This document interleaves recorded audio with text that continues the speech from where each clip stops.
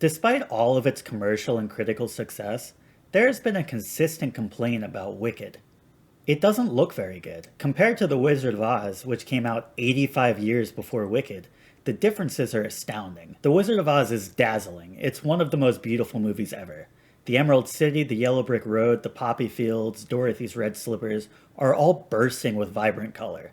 One of the most enduring pieces of praise the film receives is how gorgeous it is.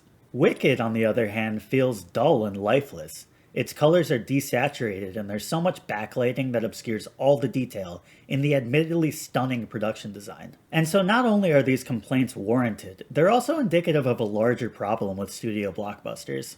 Disney's live-action remakes, for example, are constantly devoid of the vibrant color and style that gives their animated movies so much memorable character. And $200 million movies like Red One look like direct-to-streaming releases. So how did we get here? How did we get to a point where the blockbuster prequel to one of the most vibrant and beautiful films ever made looks like this?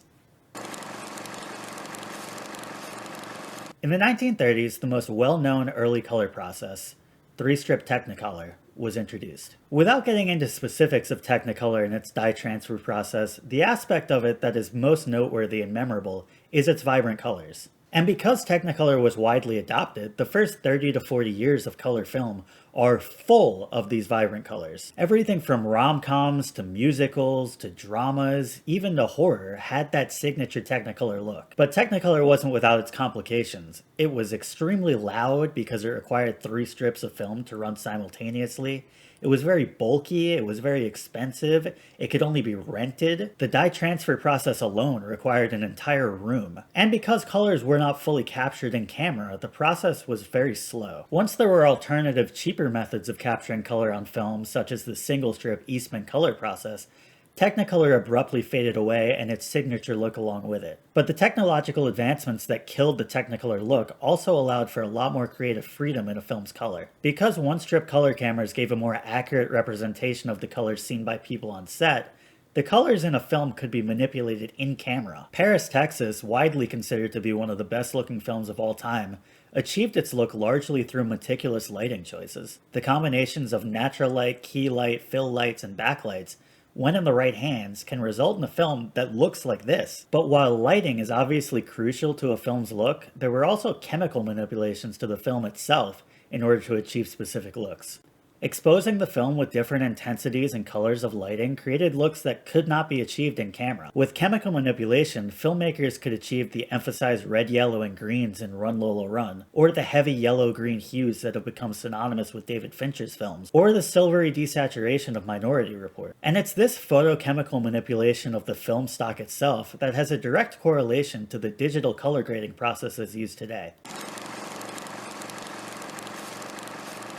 From Oh Brother, Where Art Thou, the first film to use fully digital color grading, to the late 2000s when digital color grading was almost universally adopted, to now, technology has evolved to a point where any level of color or saturation can be achieved. And in many smaller films, we can see this flexibility. 2016's The Love Witch is directly inspired by the Technicolor look. 2023's Rye Lane has a clear focus on vibrant color in its visual style, even making public bathrooms appealing. Even Midsummer, one of the most disturbing horror films of the past decade, is full of shots that look like this. And don't get me wrong, a film doesn't need a bright color palette for its colors to work within the context of the film.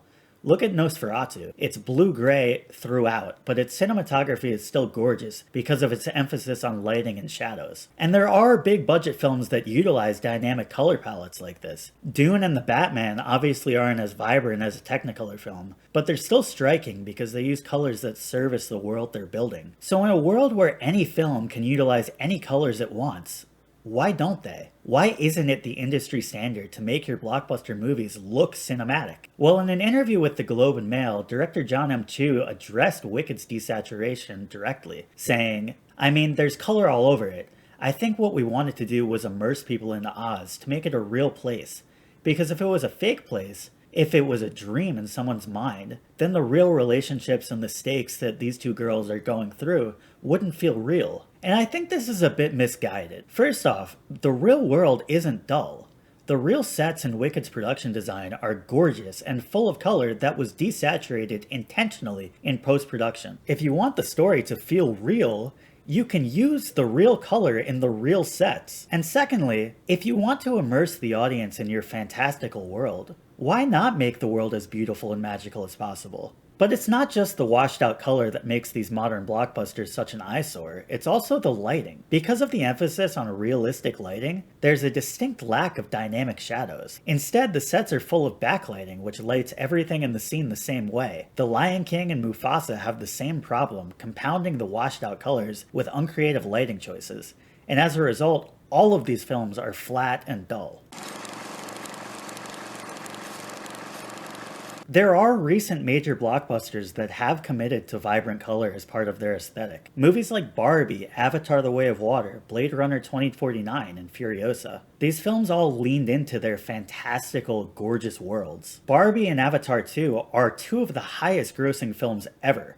Barbie was a phenomenon. People wore pink by the thousands to the theater because it looks so gorgeous. Vibrant color isn't an outdated or old-fashioned technique. Film is a visual medium, and so the visuals should be part of the appeal. Film is an escape. It's not about making the most realistic looking film. It's about establishing a visual style that suits the tone of the film. This works. So does this.